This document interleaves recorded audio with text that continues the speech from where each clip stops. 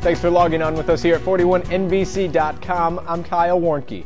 3 city officials from Gray and a city employee are catching some heat after allegations of election misconduct make their way to the Georgia Attorney General for investigation. Now, back in November of 2009, Mayor Pro Tem Loretta Lipsey and her opponent, Raleigh Cogburn, found themselves in a runoff election. Cogburn is accusing Lipsey, Councilman Benny Gray, and former Councilwoman Evelyn Collins of illegally handling the absentee ballots of several voters. Benny Gray is also accused of forging signatures on the ballots, including voting on behalf of a woman named Bessie Jackson. Also, the case summary says a Baldwin County voter, Jessica Thompson, is accused of knowingly voting in Gray, even though she wasn't registered there. And City of Gray election supervisor Jamie Lewandowski is accused of knowingly counting Thompson's vote in the 2009 runoff election between Cogburn and Lipsey. Now, we reached out to Lipsey, Gray, Collins, and Lewandowski. Gray said he didn't know of the new developments and wanted to consult with his lawyer before answering any of our questions. The other 3 did not return our calls. Now, we are continuing to follow this story. We will let you know what we find out. An organization aimed at protecting teachers from abusive administrators stopped by Macon on Wednesday to protest the Macon Miracle Plan. The Metro Association of Classroom Educators, or MACE, held up signs in front of the Bibb County Courthouse Wednesday afternoon in protest of Bibb School Superintendent Romaine Dallimand's strategic plan, which received both widespread acclaim and criticism earlier this year. Now, the group says the plan is a joke and it won't do the school system any good. And we think that Dallimand's leadership it lacks greatly, and that we think Dalliment must go. We know that, first of all, you can't have good learning conditions until you first have good teaching conditions. And the teaching conditions are deplorable right here in Macon. Now, the group told 41NBC when they were finished picketing, they met with several Bibb County teachers to discuss the working conditions within the school system. AT&T is asking the Georgia Public Service Commission to force a small, privately owned Middle Georgia telephone company to raise its rates, even though customers say they may not be able to afford it.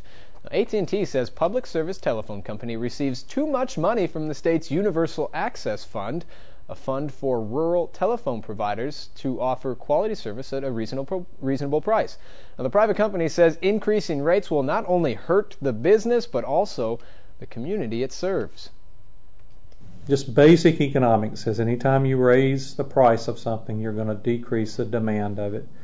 That adds other pressures, and that just raises the risk that some customers won't be provided service in rural areas. Now, both companies presented their cases to the Georgia Public Service Commission. They are now waiting for a decision, which may not come until October.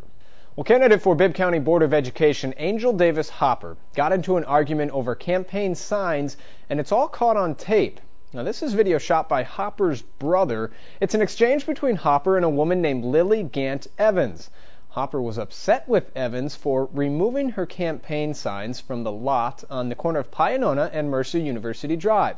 But Evans leases the land from Bethel CME Church, which means it's private property, so she can decide which candidate's signs go where.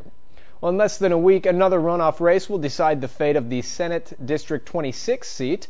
Candidates Miriam Paris and David Lucas face off for the second time around now, but this time they're doing things just a little bit differently to coincide with the literally changing face of the district. Didn't have a lot of idea as to what went on under the Gold Dome. But this year I do know. They voted against David Lucas 9-1. I mean, the precincts showed that they voted against me 9-1. This time, you don't have that many Republican precincts in the district.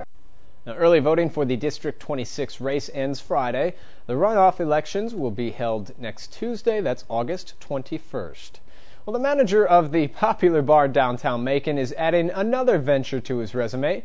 Tim Obelgoner, the general manager at the Hummingbird Stage and Tap Room, has been asked by the Cox Capitol Theater Board of Directors to take over day-to-day operations at the theater. Gene Dunwoody, president of the theater, tells us the board approached Obelgoner because his proven success at the Hummingbird. We can have a lot more opportunities to bring in a lot more events. when you're working with a nonprofit volunteer group with a very small staff, you don't have as many opportunities to book as many events. Tim's got a lot of experience over the years bringing in a lot of different shows. Obelganer says one of his main goals is taking over the theater is to bring in at least one national act to downtown Macon each month. And be sure to join us on the air tonight for the news at 6 and 11. Enjoy your Thursday, everybody.